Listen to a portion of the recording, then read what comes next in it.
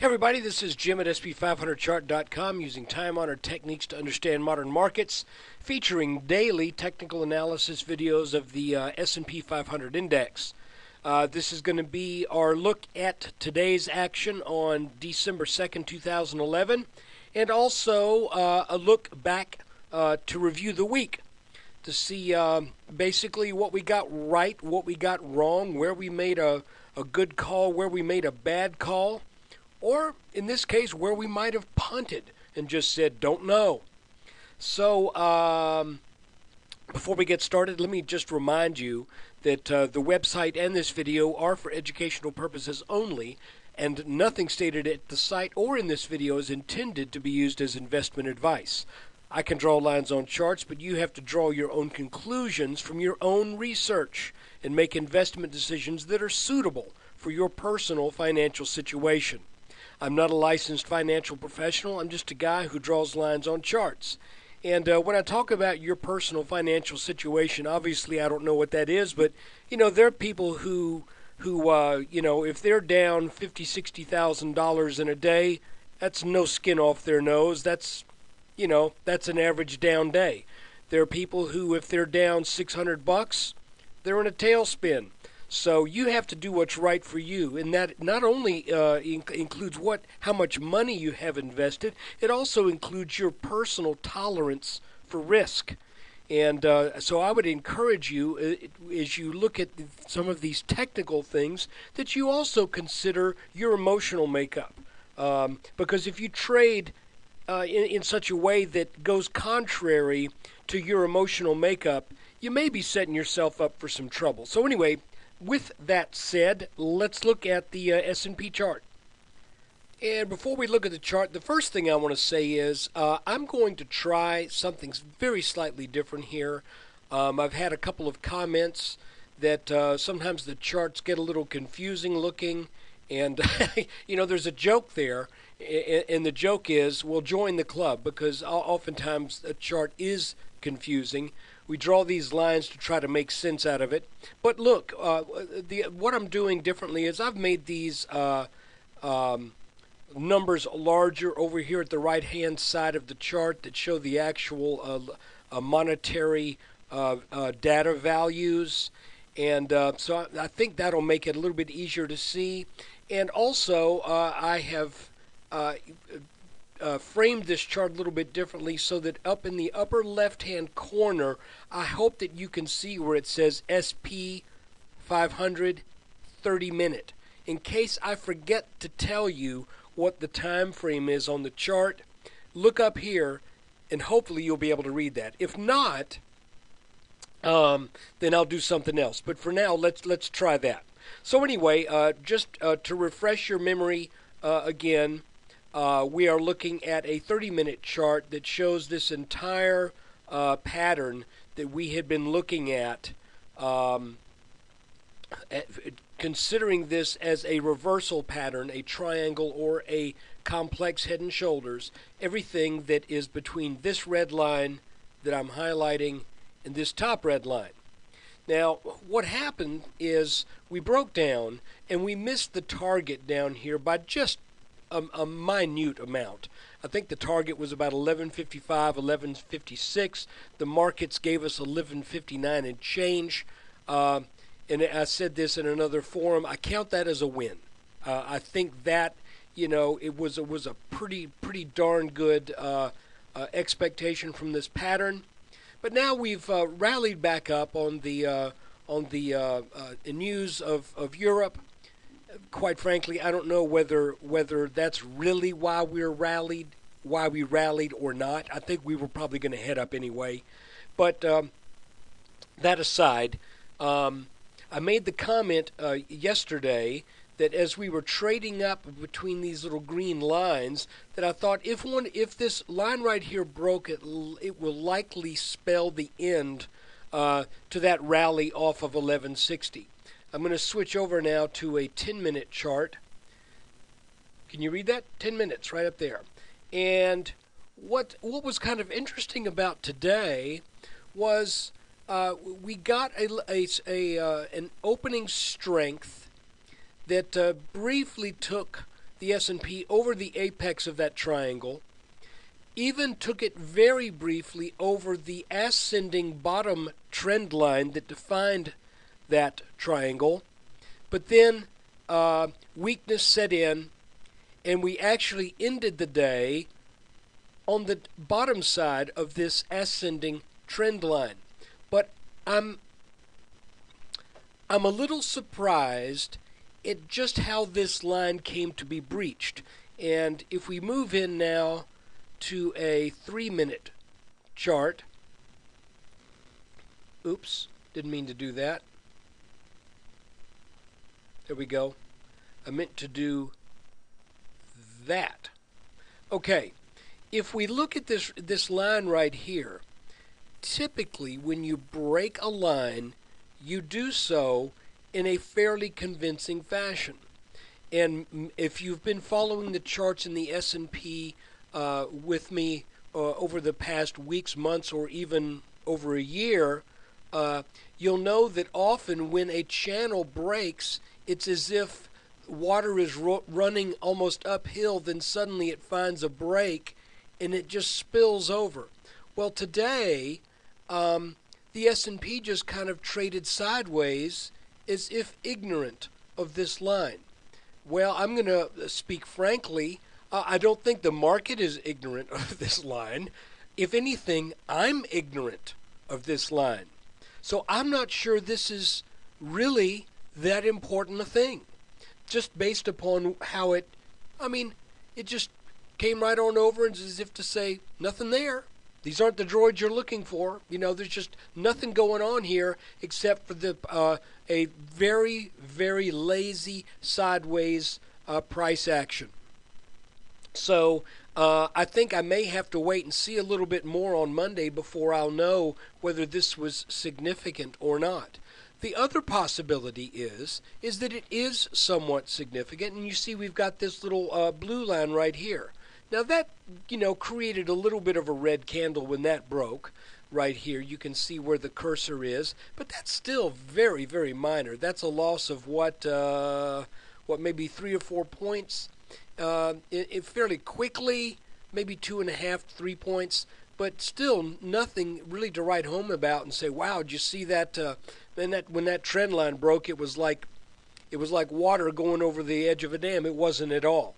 But the other thing that may be happening is we had looked at this little triangle pattern that had developed between these blue lines right here and right here, again on a 3-minute chart. That broke out today, and then all of this may be something of a back test.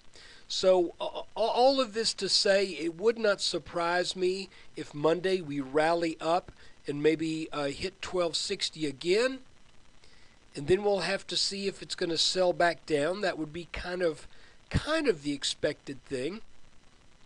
Or whether or not this market simply made this move and then suddenly, like a cartoon character that steps over a cliff, they keep walking for about 3 or 4 steps, and then all of a sudden they realize, wait a minute, and they look down, they see the earth 100 feet below them, and then they fall. But this just looked a bit strange to me today. So that's where we are in relationship to the big picture. If we go out on a 2-hour chart here, it still looks to me as if we are being probably turned back here at or around this apex area that is in the very low 1250s.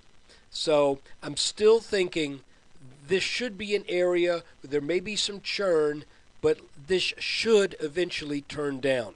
Okay? Now let's take a look. I'll tell you what, let's do it again on a 5-minute chart. Let's take a look and see what happened throughout the week. And I'm going to try to be as honest as possible. This was not that great a week for me personally because of these 2 big gaps we had. Each one of those happened while I was waiting for another event, and the event did not occur, which is a bad thing. But anyway, last week we had the short trading day on the 25th, and I mentioned that Well, here, let me back out on a 10-minute here so we can see this descending channel. I mentioned that we'd been in a descending channel for more than a week, that if there was a break up over this line, that would likely mean an end to the slide and a move back up to eventually and likely back test this area, which is basically where we are now. So in the broad sense of making a call at the end of last week, I think that was pretty strong. But what I did not see, and I don't think what anyone saw, was that we were going to gap up close to 3% on Monday morning. I was not willing to get involved in this market after that gap up. I was frankly thinking we would likely come back down, maybe form a little double bottom on a back test of this descending orange line, but that never happened, so I steered clear. Then the market goes sideways on the 29th. Sort of missed that call. I was hoping that the market would maybe ease back just a little bit, be sideways to down if it wasn't going to make this back test, because if that were the case, then I could see a small inverse head and shoulders, left shoulder, head, the right shoulder, but this right shoulder never fully formed. So again, that was something I was looking for a trade based upon that, but that right shoulder did not develop. Instead, what do we get? Well, on Wednesday, we get a solid 3% gap up, which, if I'm not going to buy this gap down here, I'm sure as heck not going to buy the one on Wednesday. So I watched basically the action throughout most of the week with nothing invested other than a few small stocks, energy stocks, in a biotech and a technology stock that I had bought in the middle part and the latter part of last week. So the general idea that this downward trend would be over when this upper line broke certainly did hold true. There was not that nice, elegant, easy entry into this rally for me personally. So if you were gutsy and bought somewhere on the 28th or the 29th, good for you. I'm tickled. If you had a technical reason for doing that, I hope you will share that with me. I didn't really see one. So anyway, that's kind of what the first part of the week looked like. Then Wednesday, like I said, that big gap up. And now at the end of the week, we looked at a very, very, basically a flat day. And I'm thinking this is probably toppy in through here. So I'm expecting weakness next week to start off with. How much, I don't know. That's why we draw the charts. We have to look at it, on a daily basis. And I'll be honest with you too, we have to be willing to change a call from every now and then, especially when we're looking at a 5 and 10 minute chart.